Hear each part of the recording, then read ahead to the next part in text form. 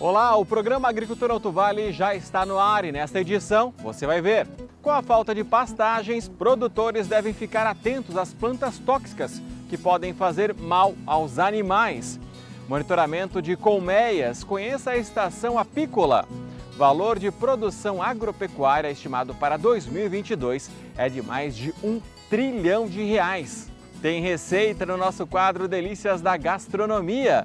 Vamos te ensinar a preparar aí um toucinho do céu.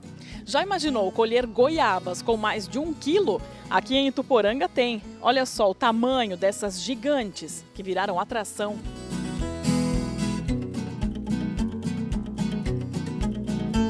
Se aproxime no sofá e vem comigo no programa Agricultura Alto Vale desta semana.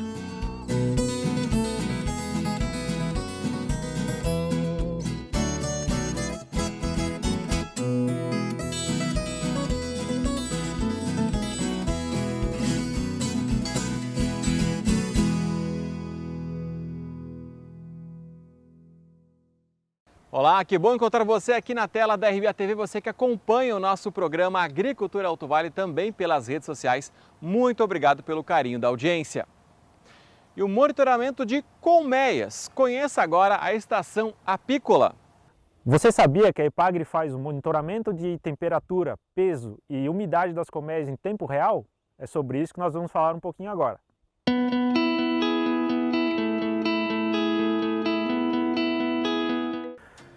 Olá a todos, eu sou André Cesarino, pesquisador da Epagri, Estação Experimental de Caçador. Eu vou apresentar para vocês hoje aqui a nossa estação meteorológica voltada para levantamento de dados em apicultura. Então essa é uma estação meteorológica adaptada, uma estação meteorológica que tem sensores dentro e embaixo de colmeias, que coletam o peso das colmeias, coletam a temperatura interna e também a umidade interna das colmeias em tempo real. Esses dados são transmitidos para um banco de dados e são disponibilizados pela internet com acesso gratuito na plataforma Apis Online, que é uma plataforma que é mantida pela Epagri e que disponibiliza esses dados de diversas outras regiões do estado também.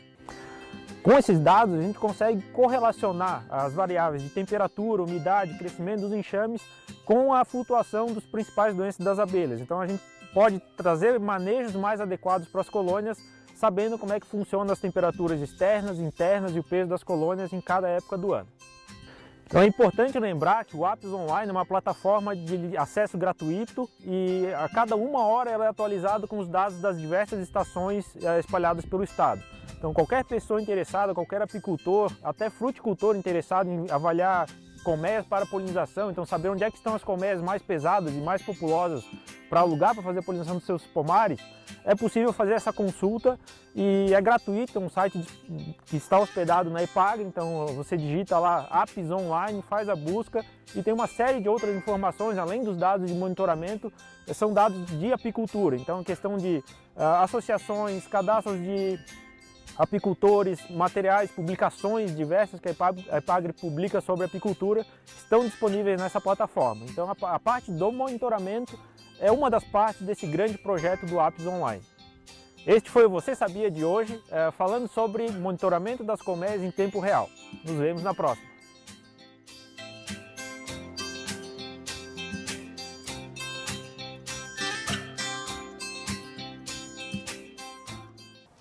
E falando nisso, em Taió foi realizada uma oficina sobre abelhas sem ferrão na comunidade de Palmital. O evento é fruto de uma parceria entre a Epagri e a Secretaria de Agricultura do município. Os técnicos abordaram os temas do calendário floral, a prática de transferência, a divisão de enxames, além, claro, da visita ao melipolinário da família Miller.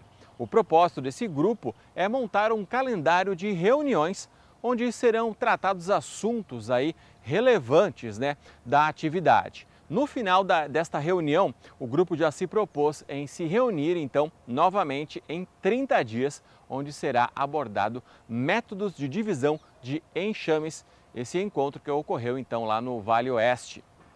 E o valor bruto da produção agropecuária de 2022, obtido com base nas informações de agosto, está estimado em mais de R$ 1 trilhão.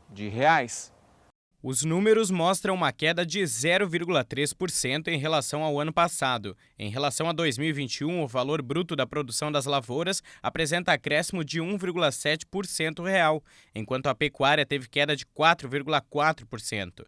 A redução de preços das carnes bovina, suína e de frango provocaram a queda do valor da produção deste ano. Na pecuária, leite e ovos foram a exceção nesse grupo, que tiveram alta de 2,7% e 3,9%, respectivamente. Outro produto que contribuiu para a queda do valor bruto da produção foi a soja, cujo principal fator associado à redução do faturamento foi o decréscimo da produção, já que os preços médios do ano não mostram sinais de redução. Para o complexo soja, formado por grãos, farelo e óleo, as exportações de janeiro a julho deste ano geraram uma receita de 43 bilhões de dólares e as carnes 14 bilhões. Neste ano, o algodão, café, milho e trigo apresentaram recordes de valor numa série de 33 anos, iniciada em 89. Especialmente o milho e o trigo apresentaram volumes de produções excepcionais. O milho, 110 milhões de toneladas e o trigo, 9,7 milhões. E veja a seguir, com a falta de pastagens, produtores devem ficar atentos às plantas tóxicas que podem fazer mal aos animais. O trabalho é curto, não sai daí que a gente volta já já.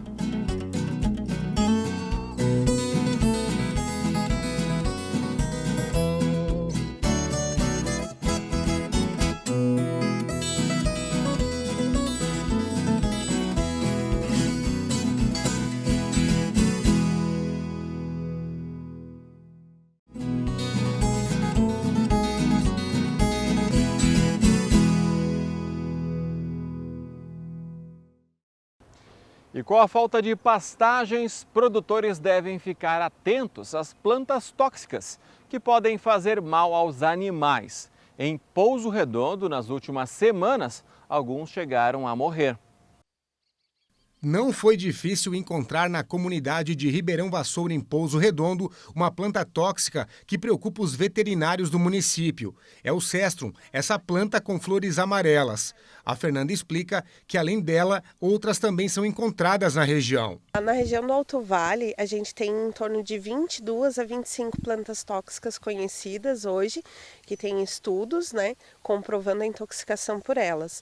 Hoje, para a gente poder identificar mais fácil, aproveitando a época da floração, a gente tem o Cestro corimboscium, que não tem um nome popular, e a Lantana câmara, que é uma florzinha laranja com vermelho, amarela, vermelho, que também dá intoxicação, que agora nessa época são as mais comuns.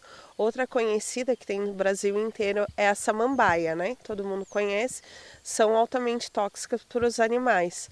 Em Pouso Redondo, somente em 2 semanas, 5 bovinos morreram depois de consumir plantas tóxicas.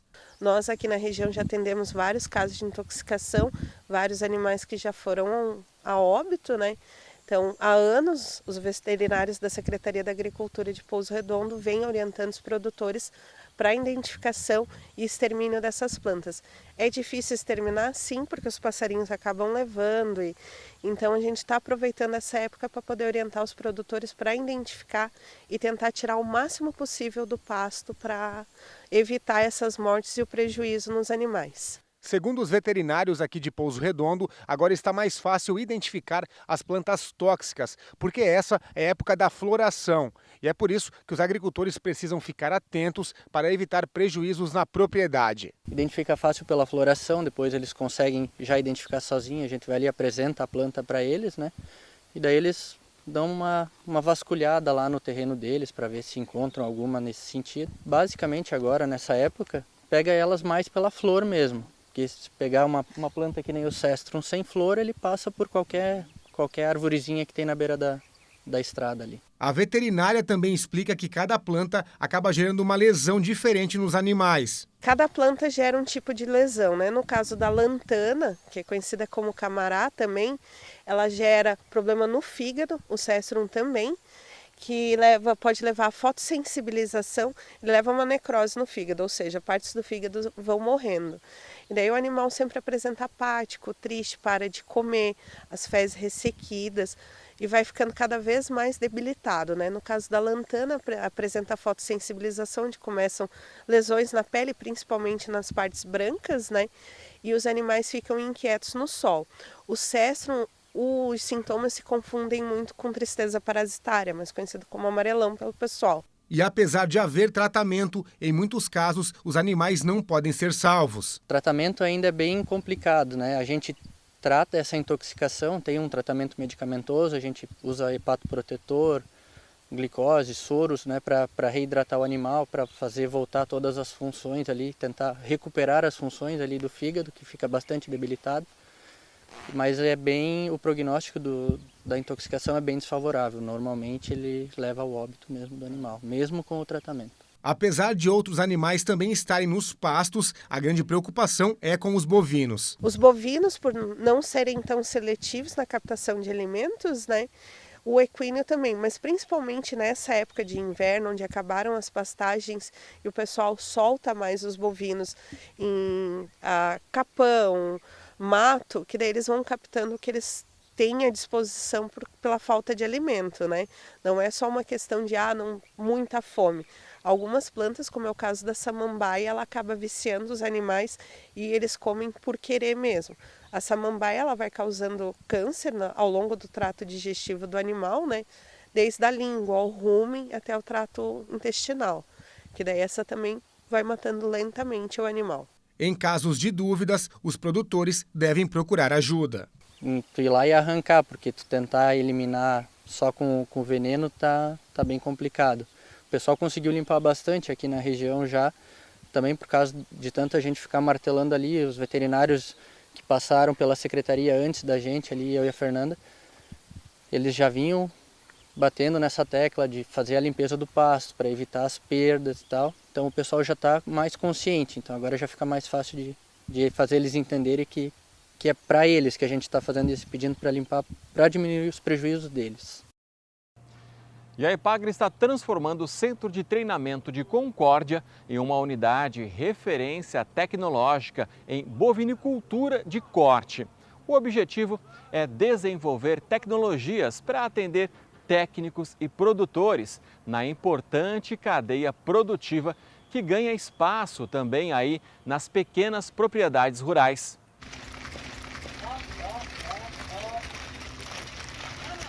A atividade de leite é uma atividade muito importante aqui na região, mas a gente tem observado muitas famílias migrando para a atividade de corte, em função de várias questões da própria família, né? Então é importante a Epagri fornecer subsídio para que essas famílias que vão fazer essa migração para essa atividade tenham subsídio então para fazer da maneira correta. A gente sabe que a atividade de corte tem uma densidade econômica muito menor do que a atividade de leite, mas é uma atividade muito importante para a Concórdia e toda a região. E nesse sentido, o CETRED está se reestruturando, readaptando o seu sistema produtivo, reabrindo áreas que estavam subutilizadas aqui na área produtiva para tornar o centro de referência, o centro de treinamento como referência em gado de corte para a Concórdia e para toda a região. Então, o nosso objetivo agora é transformar o rebanho que era de leite, que é basicamente o que acontece em muitas propriedades que saem da atividade leiteira para ir para a atividade de corte. Nós estamos no momento de transição genética entre o rebanho que era de raças de leite, né? Basicamente Jersey e algum traço de holandês que a gente tinha aqui, e nós estamos há alguns anos fazendo um melhoramento genético para transformar o rebanho em gado de corte. O nosso rebanho, que era de em torno de 15 matrizes, para esse ano a gente já vai começar a estação de monta com 40 vacas aptas a serem inseminadas. O sistema produtivo de corte aqui no CETRED vai ser um sistema de ciclo completo, para a gente ter a possibilidade de estudar todas as fases do sistema produtivo de gado de corte. E esse é o grande objetivo do nosso projeto aqui, é desenvolver um sistema produtivo que seja adaptado às propriedades que a gente tem na nossa região, no oeste catarinense, que são propriedades pequenas, com mão de obra familiar, mas que busque do leite alguns índices importantes, como a lotação, como a alimentação dos animais, e faça com que a atividade de gado de corte seja bastante eficiente e contribua com a rentabilidade e a qualidade de vida das famílias que trabalhem com essa atividade. Na pecuária de leite, a Ipagre evoluiu muito nos últimos anos, muito com o apoio dos técnicos e também com as famílias, as unidades de referência tecnológica, que são nossos parceiros de trabalho, permitiu que a gente evoluísse muito na parte de pecuária de leite. Então hoje nós temos muito conhecimento e muita liberdade de fazer intervenções nas propriedades, porque nós dominamos a tecnologia. No gado de corte, para pequena e média propriedade, ainda existem muitas avaliações que a gente precisa fazer para depois levar essa informação com mais propriedade ao produtor. Em Agronômica foi realizada a primeira feira do produtor. O evento foi na praça aí no centro do município. Muita gente aproveitou para fazer as compras aí dos produtores do município de Agronômica. E daqui a pouco tem receita aqui no Agricultura Alto Vale, no nosso quadro Delícias da Gastronomia. A chefe da Mary Alfazemas Café de Ibirama vai te ensinar a preparar um toucinho do céu.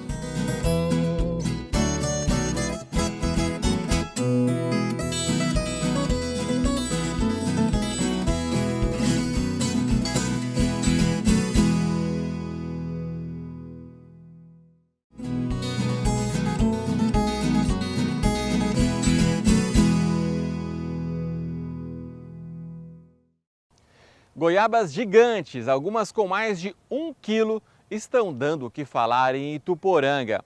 O pé cresceu de forma inesperada e a produção surpreendeu os donos. Elas são muito acima da média, até 5 vezes maiores que uma goiaba comum. Tem gente que nem acredita quando o dono conta, mas fica de queixo caído quando vê de perto. A maioria não acredita, né? Passo por mentiroso, eu fico doido. Ah, para com isso, Dazica. Onde é que já se viu goiaba dá meio quilo, 800 gramas, 1 quilo? Então vai lá ver. Aí vem aqui, acho que cai duro. Tirei goiaba do pé aqui, meu marido tirou da Zica, em torno de 1 quilo, 133 gramas. Ele até comprou uma balança para pesar essas goiabas, porque ele acha muito interessante isso. E por incrível que pareça, o pé de goiaba vermelha não foi plantado. Nasceu no quintal da casa, em Fundos Gabiroba, depois que a dona Anália jogou fora um pedaço de um fruto que tinha comprado. Eu compro sempre goiaba na feira que vem de Florianópolis, né? De um rapaz ali. E comprei uma goiaba, achei ela interessante, grande, mas ela estava bastante verde. Aí eu deixei ela um tempo guardada para ela melhorar, que eu gosto dela madurinha. E ela acabou estragando uma parte. Eu cortei aquela parte e joguei aqui, né, que acabou nascendo um pé de goiaba gigante. A planta tem 6 anos e começou a produzir de 3 anos para cá. E o que mais surpreendeu, os frutos ficaram muito maiores do que aquele que a dona Anália comprou na feira e jogou aqui, que tinha mais ou menos o tamanho desse que o seu Dazica está segurando. Uma coisa incrível, de inédito, né? Gente com essa idade aí, que nem agora já tem 70 anos, eu não correr esse varejo, eu corri, nunca vi isso. Quando aparece esse pezinho aqui, sem querer querendo, eu fui cultivando, cuidando e no 3º ano já me deu uns 10 frutos. Aí eu caprichei mais e comecei a cuidar mais, né? Sempre com um pouquinho de esterco, etc. Já me deu umas 20 e agora me deu umas 50 no 3º ano. Com tanta fartura, ela aproveita para fazer geleia. Porque a gente não ia comer tudo, que uma goiaba para nós dá para 3 refeições, porque ela é muito grande. A goiabeira cresceu bem na margem da lagoa e o seu Dazica teve que improvisar um apanhador para colher os frutos. Também é preciso fazer o manejo para evitar que os galhos quebrem e para que os bichos não ataquem. Ele envolve os frutos em sacos plásticos. Eu aprendi quando era criança com um senhor que plantava pêssego. Aí ele não fazia em todos os pêssegos, mas geralmente uns 100 ele fazia talvez para ele, né, comer. Os bichos não atingissem, não tem que passar remédio e veneno toda a chuva que dá, né? E onde que eu vi aquilo, lembrei, isso vou agora fazer enquanto sou novinha. E deu certo, aprovou? Uma outra vantagem, um diferencial dessa goiabeira aqui é que desde que começou a produzir, ela dá frutos o ano todo. E a gente vê eles em diferentes ciclos aqui na árvore. Tem esses aqui bem graúdos, que estão amadurecendo ainda, podem passar aí de 1 quilo, enquanto outros estão bem menores, como este, que deve levar ainda uns 3 meses para amadurecer. E tudo isso ao contrário da goiaba comum, que aqui na região sul, por conta do inverno rigoroso, produz apenas no verão e início de outono. Direto, e fome eu não passo, né? Nem eu, nem os passarinhos, nem os bichinhos. Nós repartimos aqui.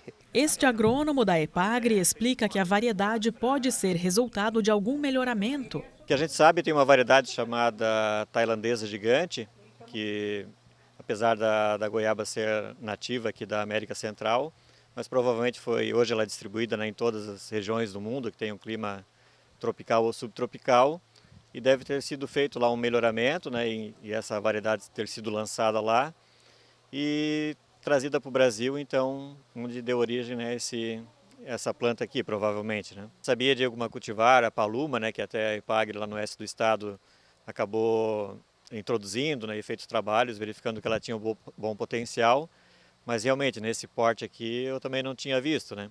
Foi uma surpresa para todos. O pé de goiaba que nasceu por acaso virou atração. E olha que a variedade é pra lá de saborosa. Todo mundo que chega aqui quer levar pelo menos uma goiaba para tirar semente. Muita gente já levou semente, virou atração. Muita gente querendo conhecer a goiaba gigante.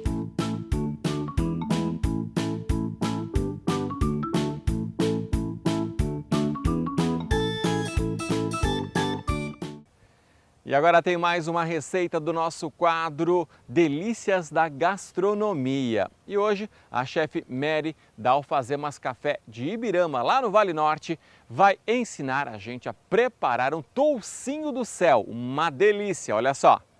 Oi, voltamos então com o projeto Delícias da Gastronomia do Alto Vale com a RBA. Hoje nós faremos o toucinho do céu, aquele doce gostoso da infância, quando íamos na casa da avó ou a mãe preparava e agora é tão difícil de encontrar, né? Então hoje eu vou passar para vocês a receita e vocês vão poder fazer em casa e ainda com um detalhezinho para agregar sabor a essa receita.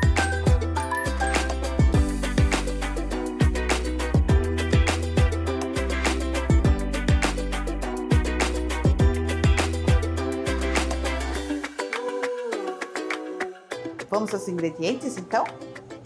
300 gramas de açúcar peneirado, 100 gramas de coco ralado, 150 gramas de farinha de trigo, 200 gramas de leite de coco, 550 ml de leite de vaca, 50 gramas de manteiga e 3 ovos. Tudo no liquidificador, com exceção do coco. A gente começa no liquidificador colocando os líquidos, a manteiga, os ovos, o leite de coco, o açúcar, o leite e a gente vai dar uma batidinha e só para misturar, misturou, vou colocar o trigo. E aí, pasmem, a receita está quase pronta.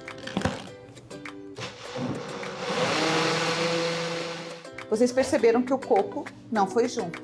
O coco vai por último na receita. Vou colocar o coco, só que eu não vou mais ligar o liquidificador. Agora eu vou misturar dentro da própria jarra. Quem não gosta do coco muito grande, pode colocar o coco e dar uma ligada e desligada imediata no liquidificador. Aí ele corta o coco se o coco estiver muito grande. Agora eu vou pegar uma forma com papel manteiga no fundo e vou colocar essa massa. Vamos lá?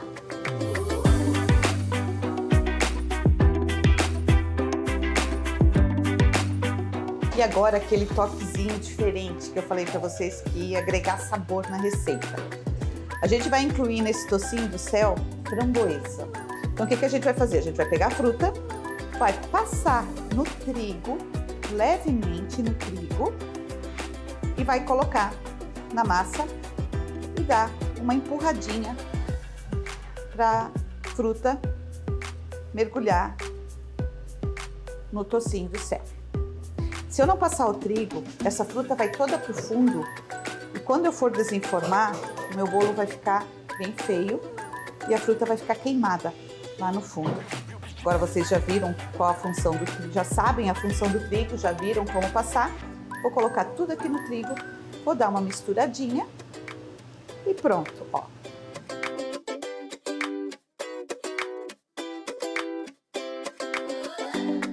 Ah, deixa eu mostrar para vocês, ó como é bem mole. Fica líquido, muito líquido. Não tem nada de errado nisso, tá, gente? É bem assim mesmo que ela tem que ficar. Se ela ficar grossa, ela vai estar errada, tá bom? É bem líquido. Então agora, o nosso tocinho do céu tá pronto para ir pro forno. 180 graus, 30 minutos no forno.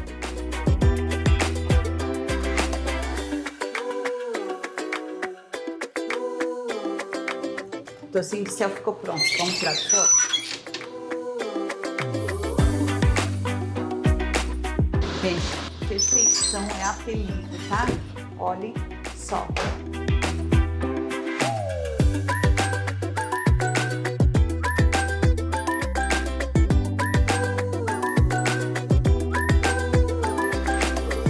Mais uma receita finalizada do projeto Delícias da Gastronomia do Alto Vale, da RBA. E ficou um espetáculo, nosso tocinho do céu com amoras. Será que ficou bom? Gente, façam e nos contem, tá? Sigam na rede social, @FazendosCafé, RBA, façam seus comentários, tirem suas dúvidas e nos mandem receitas também. Vamos ver se ficou bom?